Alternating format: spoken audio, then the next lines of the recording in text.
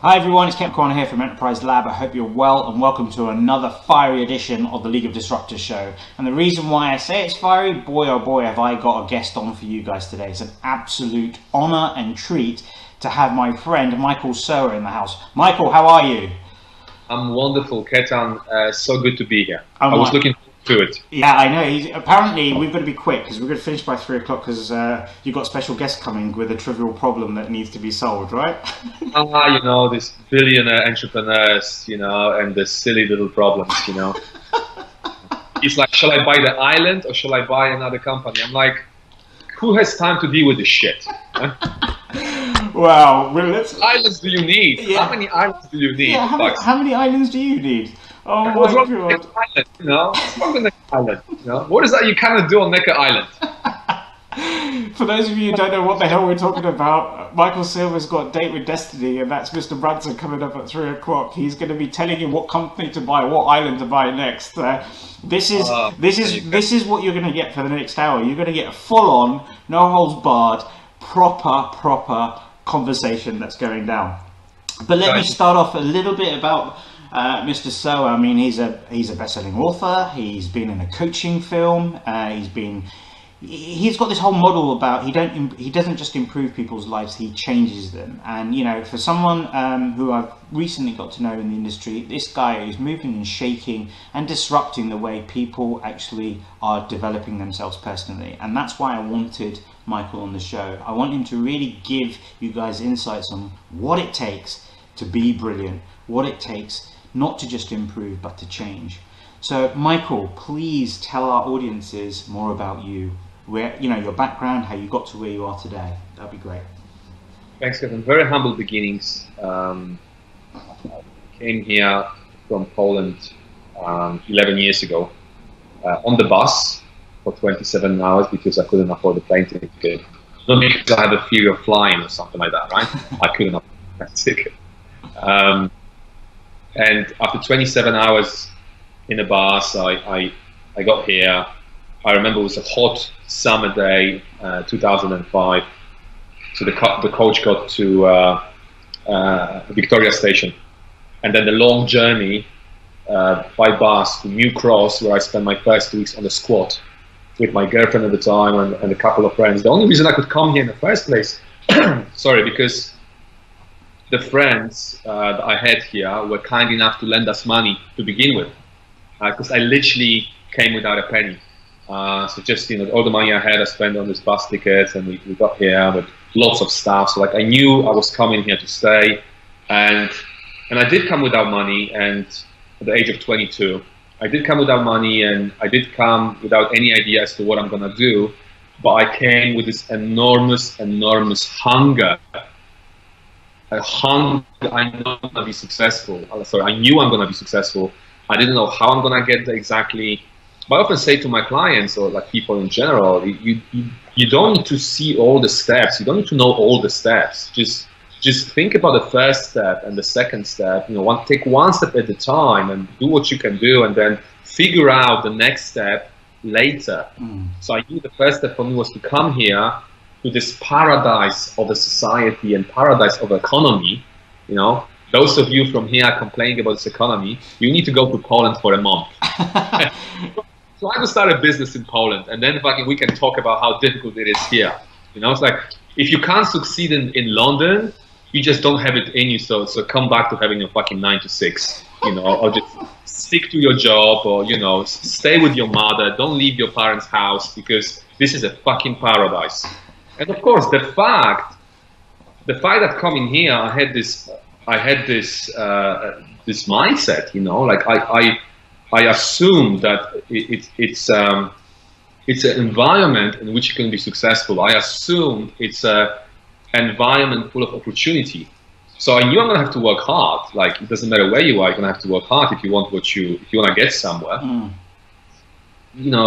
You want to have this mindset that it's possible, right? Like, this is the first step.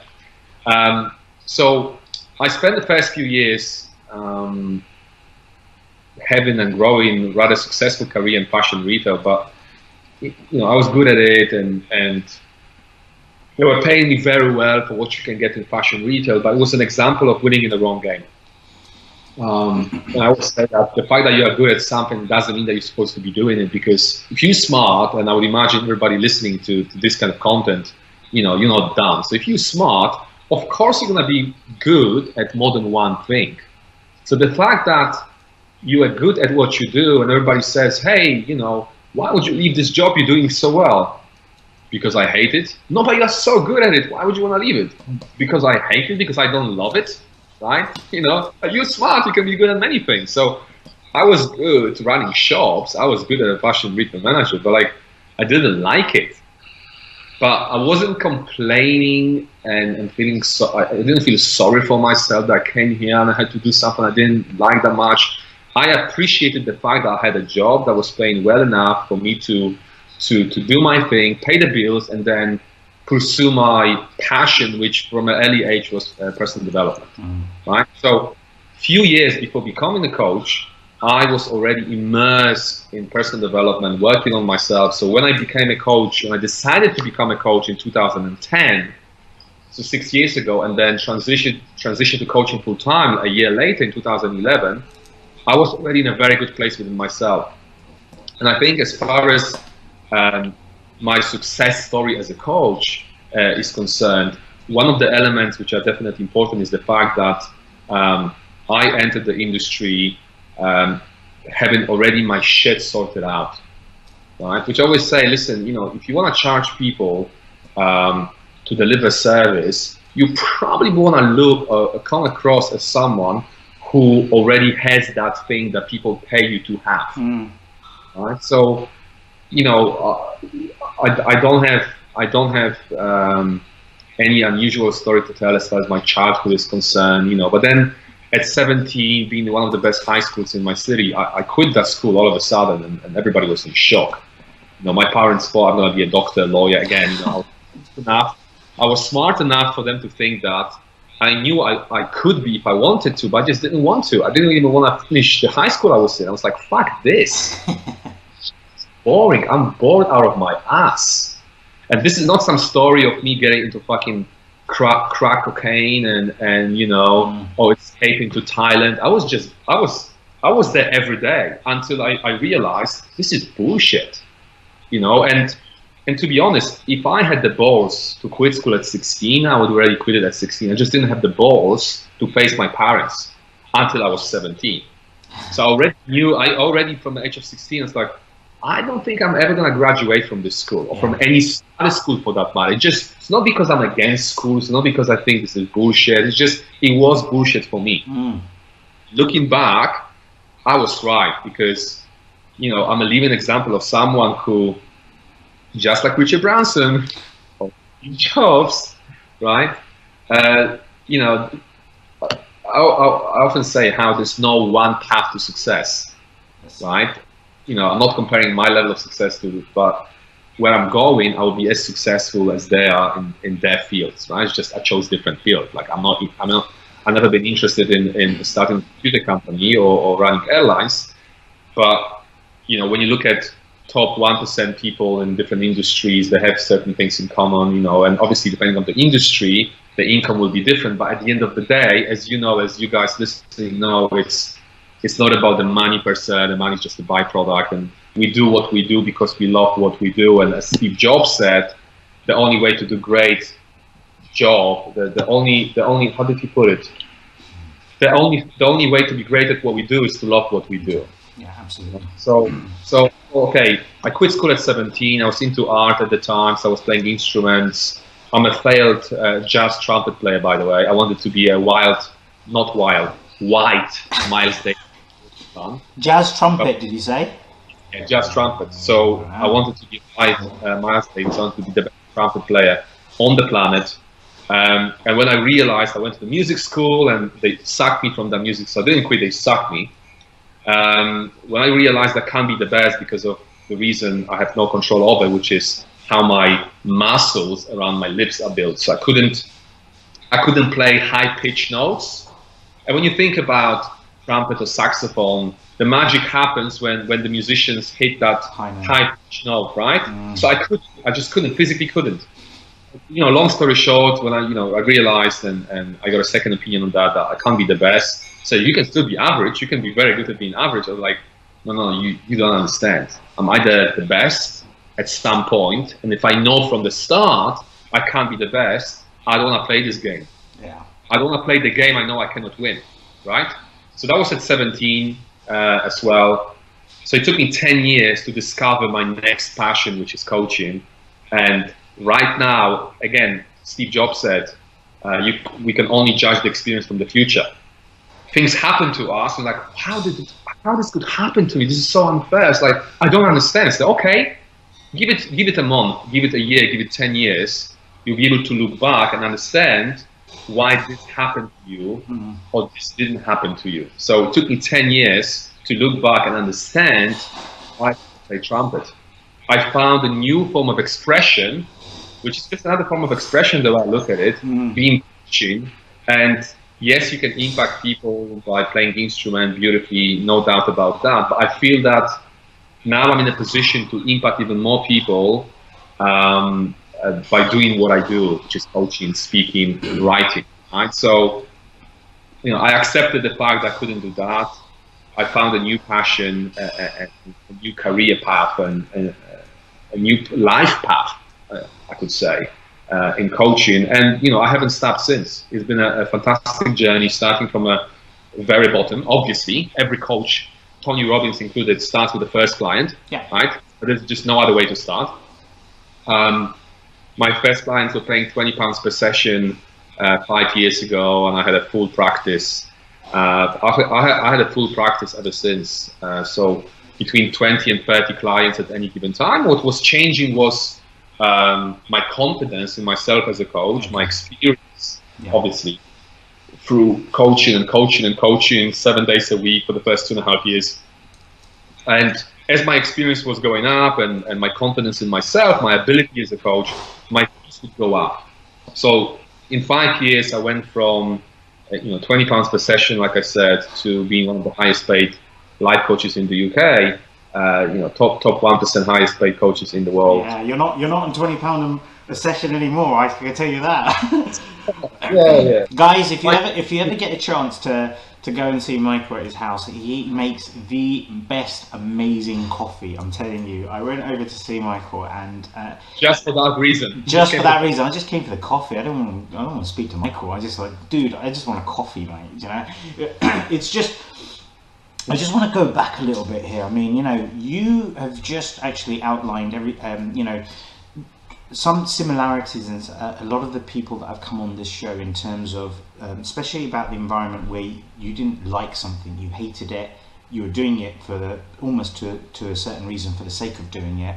And it was all about that transition into moving into what you love. Right the way from your education, it's not that you weren't good at education or education wasn't appropriate for you. You just didn't fit that mold. It's very much like myself. I left university after the second lecture in my course by asking the question to the professor, have you ever designed a car? Because I wanted to become a car designer. He said no, so I left. And you're right, I had the same thing, the high expectations from your family, and the next thing for me was the picture of my life and the negotiation of my life to actually move out of education into work. 22 years old, you're completely broke. You got a bus here after getting some money from your friends just to get across here. You're squatting in New Cross, like you say. You've got no money, but you've got one thing. You've got a hunger. Okay.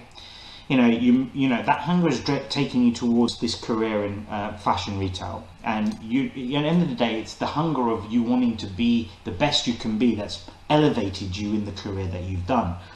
But and I'm going to be going and taking some feedback from the audience already, because we've got a lot of people that have commented. But it's a bit like what Maya has just said here. Maya Chudzik has just said about connecting dots.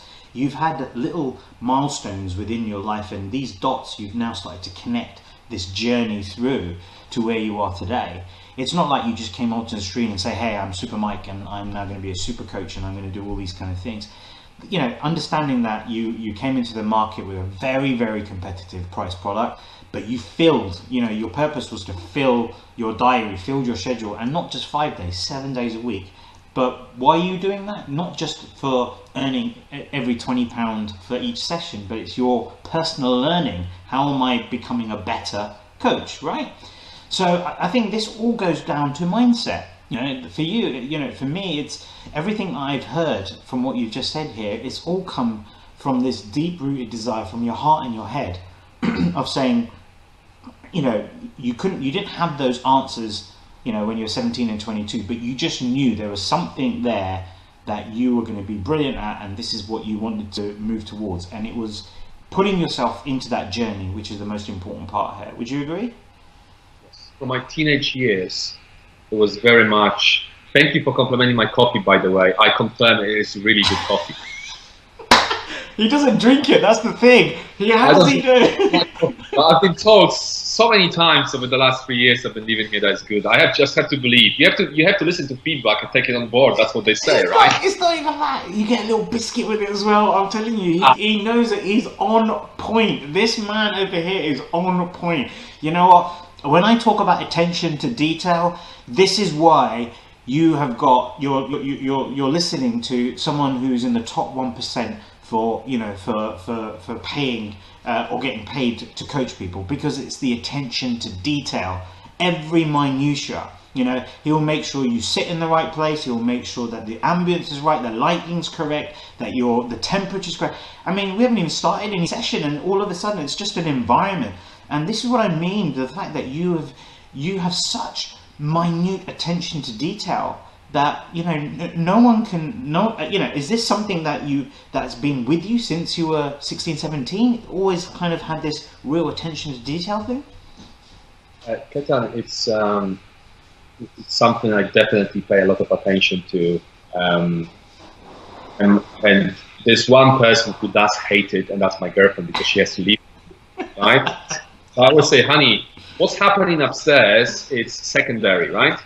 But here, from all these places that clients can see, or prospective clients can see, or people like yourself that just meet for a coffee, this has to be immaculate, you know. So I'm pain in the ass for her, because, you know, we don't cook, but like you make some tea and then you spill some tea on the floor, and I'm like, honey, you just spill. So, you know, I'm OCD, which helps. And they often say like OCD can be pain in the ass, but it helps in business. Yeah.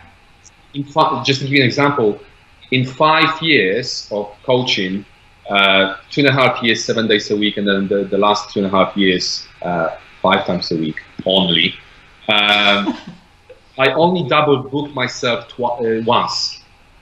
I only made one mistake as far as the schedule is concerned. I had 2 people showing up for the consultation at the same time. Thank God, one came 10 minutes early and I could tell them whatever, I don't remember now. But in 5 years, only made, so I do make mistakes of this kind. So, you know, as you pointed out, you know, especially when you charge premium, it's like when you go to H&M to buy a shirt, and there's nothing wrong with that. I used to do it when I was poor. Just kidding. Just kidding. Just kidding. I never liked H&M anyway. But let's say when you go to buy a shirt, it's like I used to work for Zara, right? And people would come and complain. You know, they bought a shirt and it wasn't, something came out like after 6 months. I said, and I didn't say that at the time. I was just doing my job. I was being professional. Yeah. But I was thinking to myself, you spend 29 quid for a shirt and you expect it to be the quality of fucking Prada. There's a reason Prada, whatever example, charges so much more for the product, because it's a different quality. So putting the quality on the side, the experience. There's a certain experience that you can take and expect when you go to shop on High Street versus the experience that you expect when you go to shop on Bond Street. Those of you not in London Street, like over Bond Street is you know, like designer brands here, whatever, Gucci's and Pradas, right? So you know, I try as much as I can, to the best of my ability, recreate the environment or the feel you get when you go and buy expensive stuff. When you go to Rolex shop, as opposed to when you go to buy a Swatch. And I, you know, we understand that. I get this whole thing of, you know, why, you know, the difference between why is it that you can't go into a Rolls Royce or a Bentley showroom. In fact, there's not many Bentley showrooms on this planet in that respect, and buy a Bentley, with for £6,000 or £7,000. You're probably lucky to get just a wing mirror for that. And the whole purpose behind that is it takes 6 hours to make a Toyota, and it takes 6 months to create that Bentley. Everything is done with love. I'm not saying that Toyota don't have love in their business. It's more the fact that they're a practicality. So I think what I'm kind of getting to here is that there are people that come into this market and they see that there are others that are charging such extortionate prices, and they think, oh my, how could they do this, and why should they do this?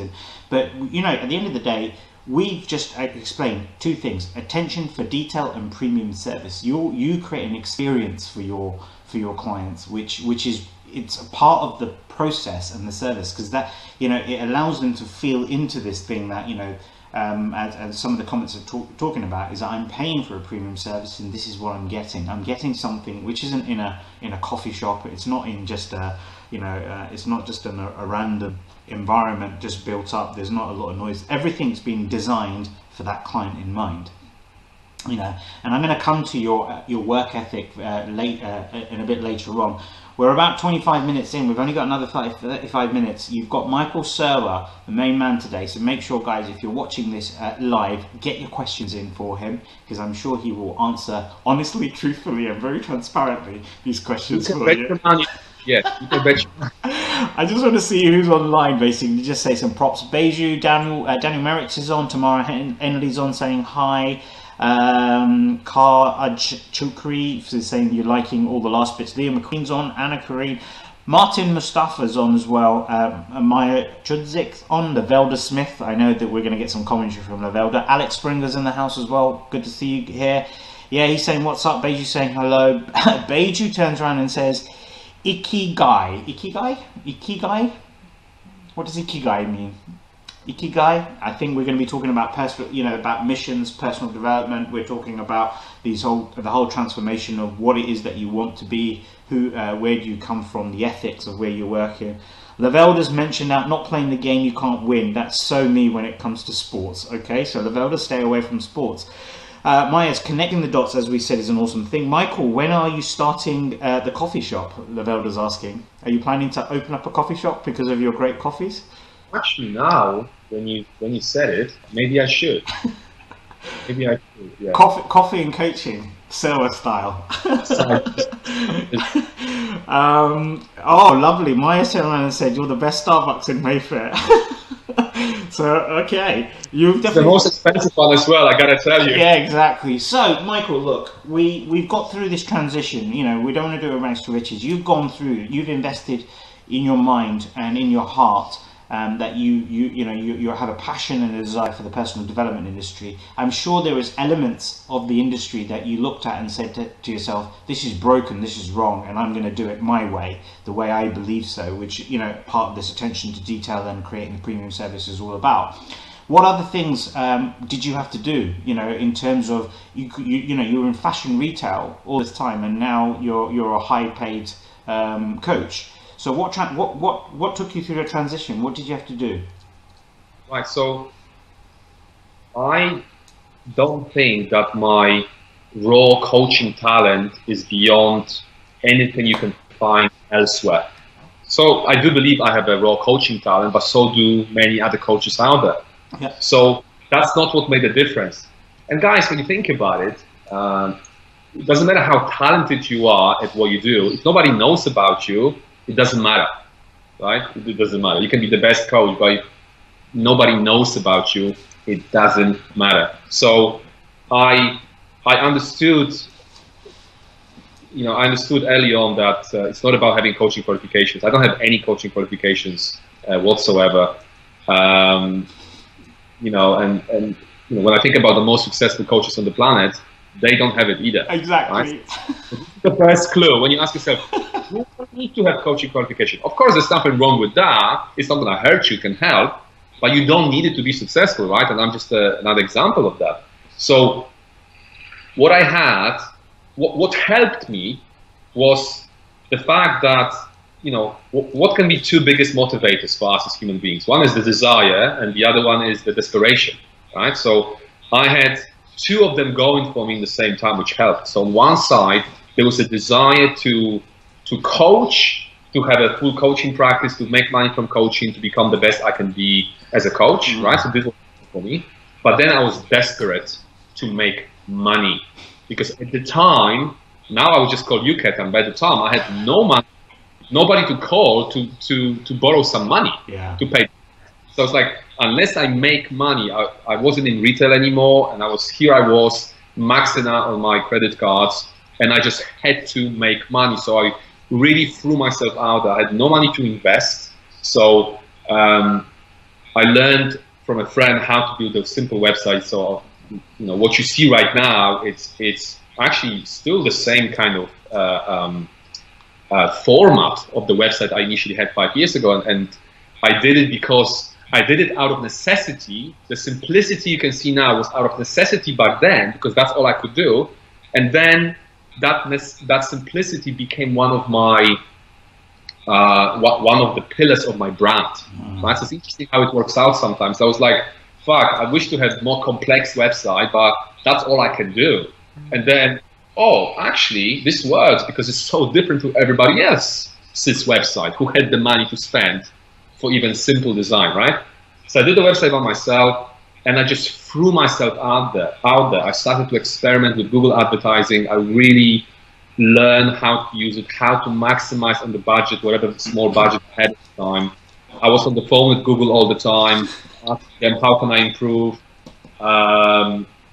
And then in the same time, I set up 3 meetup groups, and I was running, in 2012 alone, I gave approximately 200 talks on 60 to 70 different personal development related topics. Wow. So not coaching during the day, I was giving talks up to 5 times a week, 3 to 5 times a week on different topics. So I was building the tribe, and obviously, even though I was in charge for the initial talks, and I was charging later, I would promote my coaching. I was getting some clients through that as well. So I just threw myself out there, and I went from not making any money from coaching to making 34K in my first year of coaching in 2012. And then from that point, I was pushing it. I was putting my fees up. So very much a story of hustle, coming back to your question. Yeah. Very much a story of hustle more than anything else. It's not like, he must be so talented as a coach. So like, yes, I am talented, but I know so many fucking talented coaches who are, they're not broke, they're not doing too well, they struggle, right? So talent is, you know that, like talent in itself means fuck all. Like, you are a great singer, you're so talented, but you're too fucking lazy to go and start like Ed Sheeran, and in every fucking pub, they would, let him in, playing, sleeping on his friends' couches here in London, and through the experience, he could only further develop his basic talent for singing he had. So I had some basic talent for coaching. I'm sure I did. I felt like I did. But the coach I am today, it's nothing comparing to the coach I was 5 years ago, because what made the difference from going from being kind of talented to being, shit hot on a good day, right, is the 5 years of coaching my ass off. Like, you don't become an amazing painter by taking canvas for the first time and fucking creating a masterpiece. Mozart, a great example, only the middle to late work of Mozart is considered as the genius work. Did for the first 15 years is considered as just whatever. So it took him 15 years, approximately, I don't remember the exact number, 15 years to get to the point when he was in a position to create work that's now considered as genius. And you think that you're gonna do the fucking coaching diploma, read 5 books, go to fucking Tony Robbins UPW, and you expect to suddenly make money as a coach. It doesn't work like that. And this is just an example of one. I totally concur with this. you're talking about the Mozart, in terms of the classical pieces. Van Gogh had this whole thing where someone came up to Van Gogh and says, you're a great painter, can you draw a picture of me? And he took out a pencil and he did this thing in 30 seconds and charged $30,000 for it. And when she goes, why would I pay $30,000? He goes, it took me 30 years to be able to draw you in 30 seconds. So I think what we're picking up from this, visibility is number one. There's one thing that you did when you came in here. You started to become more and more visible. Like you say, if you're great at what you do but no one knows you exist, then you're only as great as the bubble that you blow, and in that respect. But it's you immersed yourself more and more. So I'm also getting the feel that what you're doing is, as you're taking on your clients, you're challenging your abilities as a coach more and more. So you're learning more and more and discovering what you can improve as a coach, and where are the specifics in which you can deliver results in. Because as professionals in this kind of industries, there are often advice that we give to our clients that we don't normally nurture in ourselves. So it's quite experimental in that respect, but at the same time, you've invested in yourself heavily, in the fact of whether, you bootstrapped, you did your own website, and simplicity is the key. You have too much bells and whistles on a website, people get lost. They've got to be able to get to the point as quickly as possible.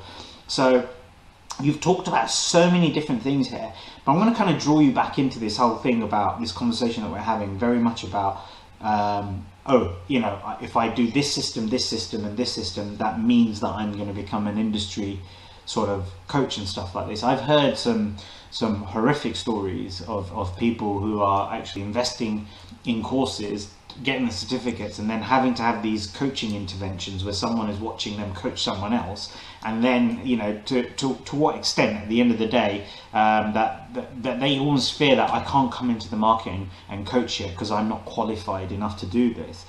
I think we all have a story, we all have an area of expertise, we all have an opinion, and I think what you've demonstrated over 5 years is practice, not procrastinate. Practice, not plan, just plan and study. It's more of a let's get out there, get our hands dirty, and really keep working at it, and it's the only way that you're going to start to sort of rise up to the top.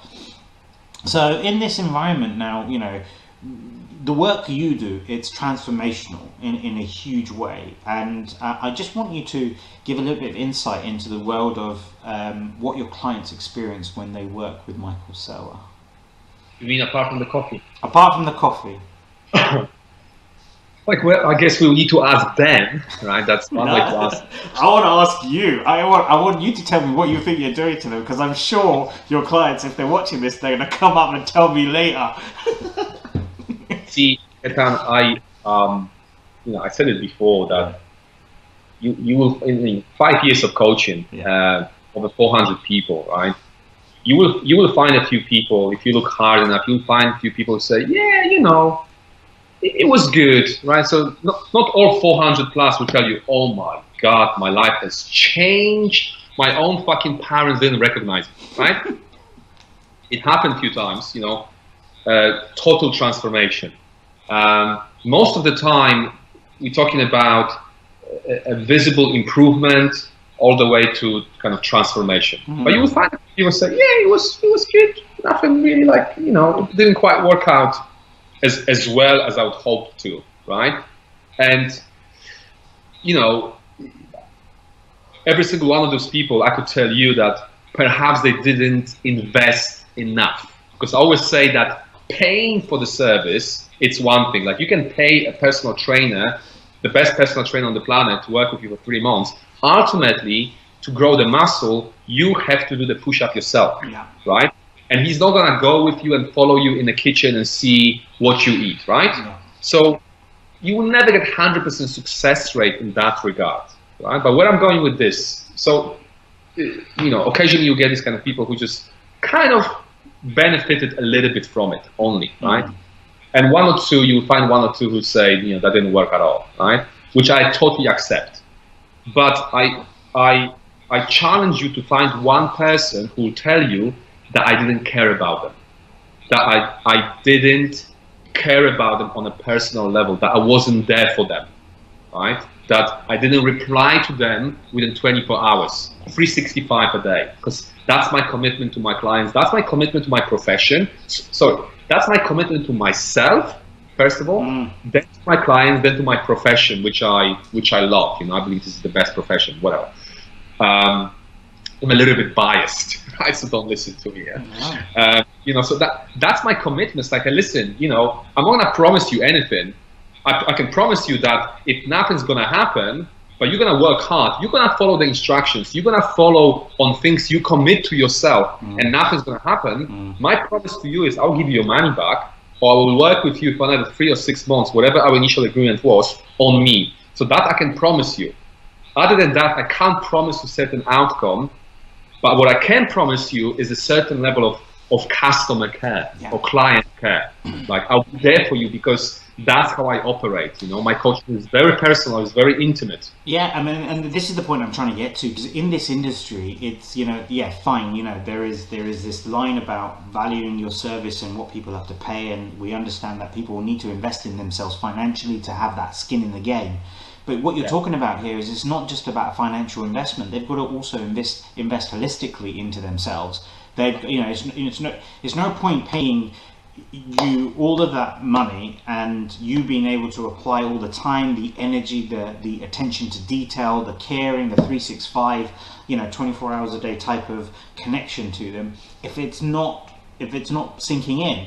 In that respect. I mean, it's one of the things that I do. I filter a lot in terms of I engage a lot of my clients, and then it's almost I prescribe to them. Maybe you need to go and do this first and then come back to me, or maybe we do this first and then we move forward.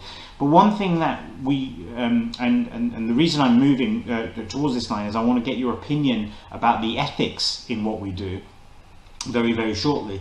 But it's kind of a situation whereby some people are just driven by the cash. I mean, you came in and you said there were two parts, the desirability of coaching and the desperation to make money in that respect. But that doesn't mean that you were out to rip people off. It was more of I'm driven to create wealth because I don't have it, and this is one of my circles of needs. And you're very honest about that, because I think a lot of people hide behind the front of their business and the value that they give and the passion that they have for the industry that they work in, but really the hidden agenda is I just need to make as much cash as possible. And this is where you find the coaches that are struggling, basically. So coming back to this question about ethics, you see, I have a big chip on my shoulder about the industry. The industry has exploded over the last 5 or 6 or 7 years. I think since you've been here, you've probably seen a massive uptake of the amount of life coaches and personal development coaches and work coaches and whatever coaches are coming out of every nook and cranny, which I don't have an issue with. But I think that we need to have some form of ethical responsibility to what we're applying to our client base. What's your opinion on this whole thing of, I can see it slanted that way because you said the word care, you care in this respect. But what are what are your observations of the industry, and what is it that you do within your own business to make sure that you never have even a slither of a crack of that type of stuff in that's happening in the industry in your business? Yeah, very, very, very good industry, and very good industry, but very good question. I hear these negative comments about personal development industry, and I don't know whether it's because I'm so, when you're in love with someone or something, you lose the, you're not rational, maybe it's that I want to believe so much that it's good out there. But to answer your question, I have to separate personal development and coaching. I know coaching is a big part of personal development, but if I look at coaching, so forget about personal development, forget about events and people studying from the stage and online programs. If we're talking about one-to-one coaching, I can't think about a coach I know of, or even I heard of, who was unethical to my definition of what ethical is. I don't care what it means to the ethics professor in Harvard. I think about what's ethical for me, and I don't think having said that, I don't think my definition of ethics will be way different to like yours or somebody else listening to it, right? So when I look at coaching, I see so many good people out there. Yeah. So good people. Like, think about it. If you are an asshole, if you are a fucking asshole, are you gonna wake up thinking, maybe I should become a life coach and make money as I help people? No, if you're an asshole, you're gonna have 1 week out of my life and you're gonna shoot yourself in the head, because all you hear is problems and challenges. So if you're not naturally empathetic person, if you're not naturally a good listener, this profession is gonna freaking kill you, right? It's not for you. So I see coaches as extremely good people. What they struggle with is the business side of things, which I try to help them with as much as I can. But in terms of ethics, I don't think there is in my experience, there's no issue there, right? When we look at personal development industry as a whole, then it's a different ballgame, right?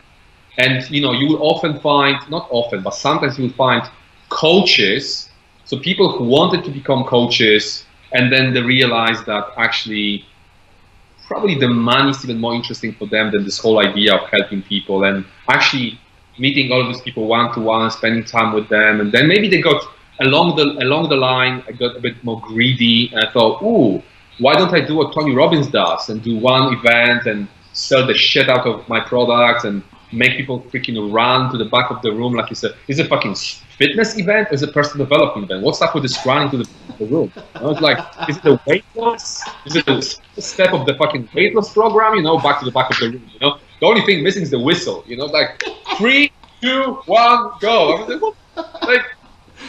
First time I was in the room, it was like, I think it was Tony Robbins' event, like when he was speaking at the Personal Achievers Congress or whatever for 4 hours. Like, run to the room, and I just looked around, people are running, and I'm like, I didn't even move. I'm like, are you fucking kidding me? Like, never see you running. Like, I don't even run when I find myself on the street and there's a car. Like, I'm waiting for the car to stop. Even if it's not zebra crossing. I'm like, I'm Michael fucking Serwa. I'm not running anymore. I'm getting carried away. No. Do you know what? That's absolutely. This is what I'm talking about, and the fact that you care about what you do so much. I mean, obviously, passion's not enough in the world of business these days. You need to have a drive and a frustration, within that to put through. But we look at the way you conduct in business, your attention for detail, the care that you put through. The reason I bring up this in terms of ethics is sometimes it's like you mentioned the word greed. It's this whole thing of sometimes we also have to understand that as within this industry that our relationships could be with people for 3 hours or it could be for 3 years, and that it actually it's down to you as the professional to almost cut it off when it needs to. I mean, I remember you telling me a story about a client, a very highly affluent client that you had of yours, who was running through a program, and you stopped halfway and said, "I'm giving you all your money back, and I don't think I can work with you anymore." I mean, that takes, in the grand scheme of things, I think for a lot of would-be, could be coaches and those that work in the personal development industry, that's something that most people wouldn't normally do, because they think, well, I'm losing the client, I'm going to lose the money. You didn't even think about the client or the money. You were thinking about your the workability. The fact of it is if you feel like you can't add any more value, how powerful is it, to be able to say no and actually move on? Yeah, it's just to clarify. I did tell you this. So just to clarify, I didn't give her the refund for everything she paid. Sure. I don't charge per session. We completed 1/3 of the programs. I issued her with a refund for the remaining 2/3. Yeah. Right? So that's my kind of policy. When I hire someone, obviously I need to give them some money back. But I'm not going to give them money back for the sessions for the time we already had, right? Yeah, sure. When I realize, and it's very rare, I only fired one person this year, for example. It's very rare because that's what the initial consultation is for me to assess a bunch of things, including the level of help me with this word. Compatible. Help me with this word. The level of compatibility. Let's do it. Compatibility. Listen, I'm Polish. I'm not dumb. Guys, come on. I've been only here for 11 years. Come on, give me a break, right? Wow, maybe I should go to Poland and see if I can speak Polish. Yeah, compatible. I can say compatible easily, but compatibility. Anyway, so, one of the things I assess is this level of that thing that we just mentioned. Yeah. But occasionally, you get it wrong, and someone comes out to be in a certain way, and then they act in a different way. And when I realized, and like I said, it's very rare, when I realized that I won't be able to deliver remarkable result to this person because they either not pulling the weight or there is something. So with this particular lady, it was more kind of personalized. Like I didn't appreciate the tone. Yeah. Like it was more kind of personal. It wasn't really personal, but it was more on a kind of the degree to which I would enjoy working with her after the little incident that we had. I said, listen, you know what?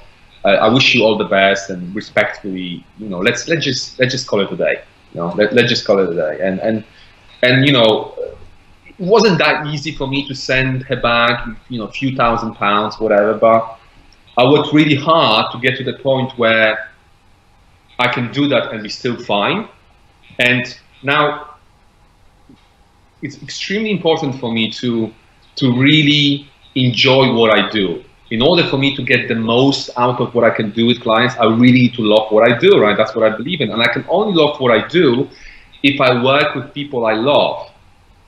And like I loved her, it was great until we had this incident. I was like, hey, listen, I didn't say that, but like what I thought was like, I'm not sure I can love you after that, right? This is gonna be there. This is gonna be there, so unless we can talk it through and find a way which she wasn't open to, we respectfully went our own ways. We're still in touch, by the way, so it's not like I hate you, I hate you too. It's like I don't hate anyone. Like I don't have time to hate. Like I don't have time to hate, I don't hold grudges, but sometimes it's like it's like any other relationship. It's important to know when it's time to call it a day. Absolutely, absolutely.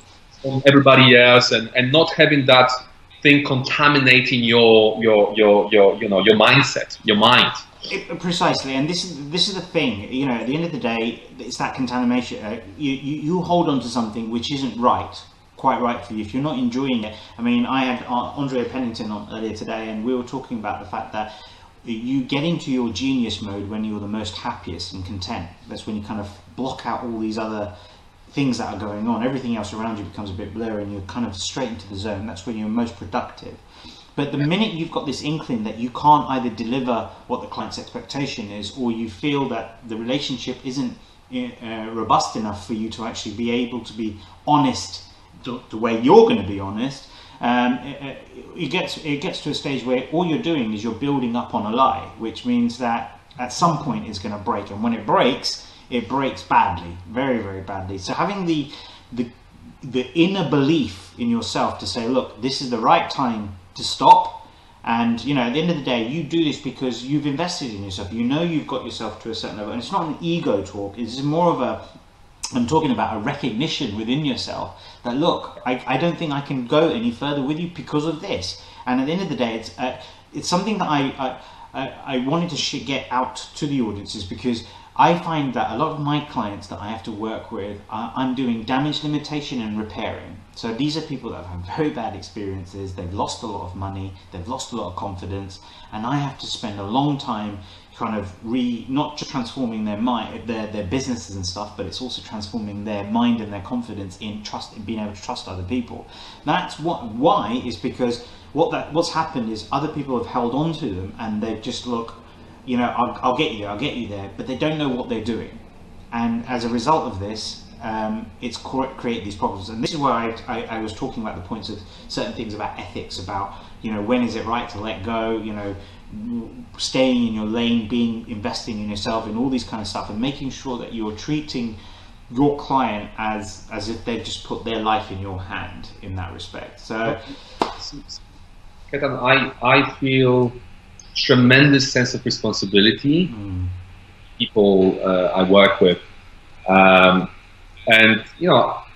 I rarely talk about it, especially it's like, because I have this reputation, and he's hardcore and this and that. Like I would take it for granted most of the time because I'm so used to it, right? It's been 5 years. But every now and then I would look at my schedule for a week. Yeah. and I was names of all these people who I consider friends as well, my clients who I consider friends, and I look at those names and I realize, I remind myself that I'm getting to spend time with these people, with these amazing fucking human beings. Yeah. I'm getting to spend time with them. They come to me, you know, I can make a coffee for them. We can spend time together here for an hour or 2 hours at a time, whatever. Yeah. And, you know, we're having this conversation, which is what coaching is. It's conversations, you know.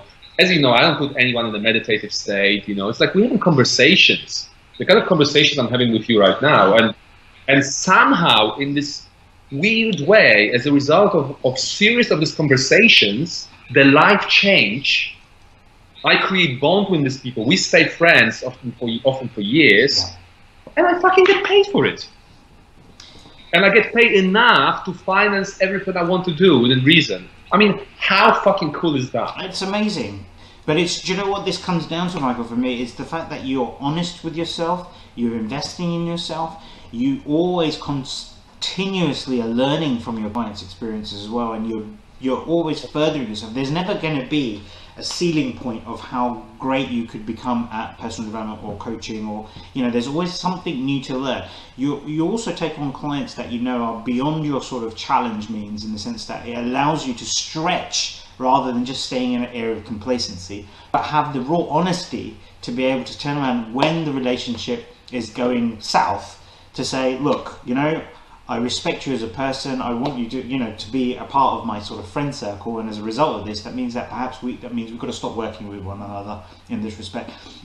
And I think this is what gets you to this environment. Whether people look at you and say, okay, you're hard-nosed, you're aggressive, and all of this, at the end of the day, tell me one person who has been able to experience pleasure without feeling some pain in that respect. You've got to feel the pain to feel the pleasure. You've got to have disheartenment to see glory. You've got to lose to win in these kind of environments. And you're not doing it. And if you're pushing someone, I tell you something. That's because you care. It's the same thing when someone complains for bad service in a restaurant. Most people, you know, complain because they care.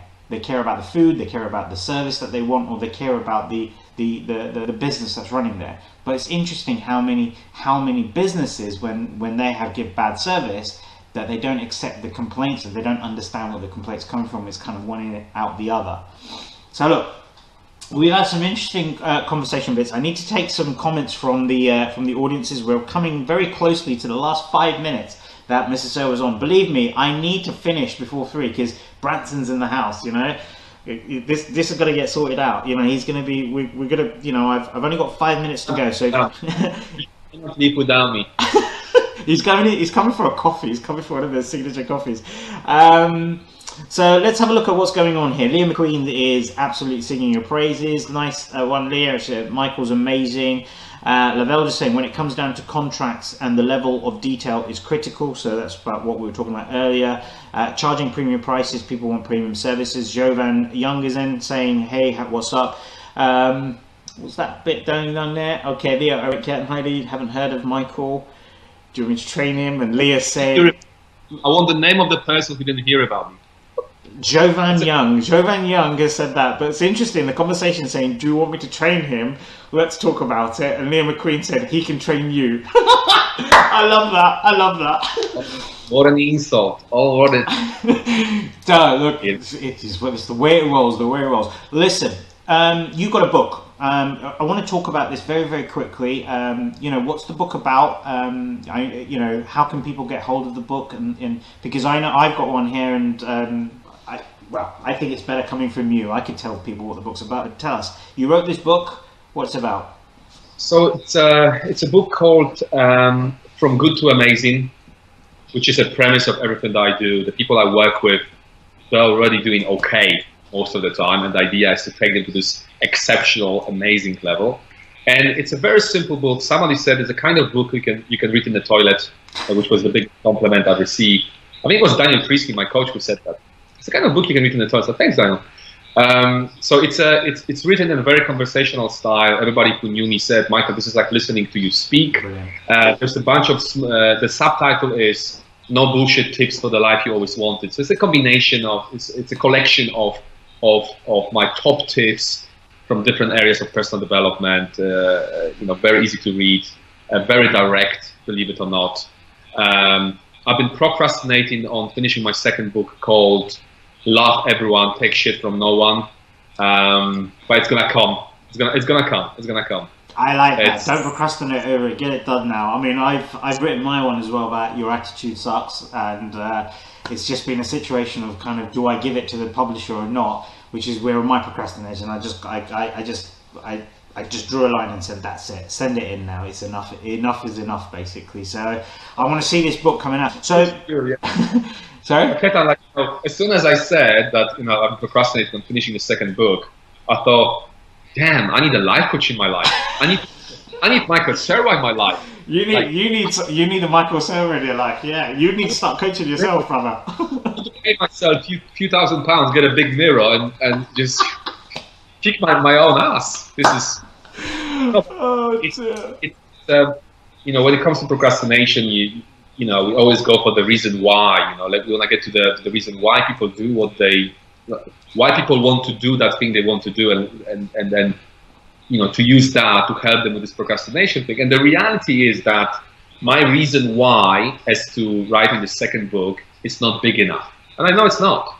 I had a big reason why to write the first book, because I wanted to have a book. If I need you, I'm not going to give you 2 copies of 2 different books. I'm going to give you just one, right? Yeah. And at the start, it wasn't about launching my writing career. It was about creating an extension of my business card. So brilliant. I will write a second book probably eventually, but I'm not in a rush. Let me put it this way. That's good. That's absolutely amazing. So look, we're fast wrapping up. We've only got 2 minutes to go here. Michael, how can people get hold of the book? Okay, so it's very simple. If you Google my name, the first website you're gonna see, it's my website. It's gonna be my website. If you go to my website, so it's michaelserwa.com. There's a section of my website called the book, and you can get a book from there. You can go to Amazon from there, or you can just go to Amazon anywhere in the world. And if you type in Michael Serwa, there's no other Michael Serwa. If I was Michael Jackson, imagine that. Yeah. It's dramatic, There's no other Michael Serwa who wrote a book. So if you just Google my name, all different things will come out. Check out my website, connect with me via social media, particularly Facebook. That's where I'm most active. Check out my LinkedIn content, the articles there. Check out my YouTube content. There's more interviews and kind of footages of me public speak. And is there a way through the website to also get connected to you? Because if there are people out here saying, I actually need a bit of Michael Serwa in my life, they can connect with you and sort of apply to come and work with you? Sure. So I'm inviting all of you listening. The fact that you're listening to us and you got all the way till the end says a lot. In fact, if you're listening to it later, yes.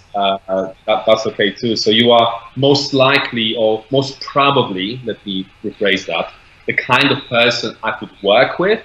So if you think you could use a little bit of coaching in your life, and if you go to my website, like we said, you will find more details about how I work and what are the areas I work with people on. If you think that you could be someone that could work with me and I could add value to your life, get in touch with me. We're gonna schedule this initial consultation here in my place. I'll make a coffee for you if you like coffee. If not, I'll make some tea, English breakfast, whatever, Earl Grey, whatever you want, whatever you wish. And we're just gonna have a conversation. I'm not gonna try to sell you anything. We're just gonna have a conversation that will be valuable for you in itself, and then we'll see what will come out of it. And if you think, oh, perhaps I could benefit from coaching, but I'm pretty sure you're going to be too expensive for me, don't worry, because I have an amazing team of associates. So whatever your budget is, we can help you. Coaching, change lives. There you go. There you go, ladies and gentlemen. So, on behalf of Enterprise Lab and the League of Disruptors show, Michael Serwa, I salute you. Thank you very much for the time and the insights, the raw honesty in what you've been talking about here today. We'll definitely get all your links and everything posted up onto the live feed very, very shortly. For those of you, go on to michaelserwa.com and you'll be able to get the book and get access to to Michael's programs and stuff as such. That's it for today. Tomorrow we've got 2 more intense shows to come up, basically at 2 o'clock and then one at 8 o'clock in the evening, all the way from the US. But for today, Michael Serwa, you are an awesome man. I can see how you don't just improve people's lives, you change them. And the very best of luck with everything that you're doing. And for you guys here in the audience, thanks for joining us today. And I'll see you guys again sometime very, very soon. Thank you, Ketan, and thank you, guys.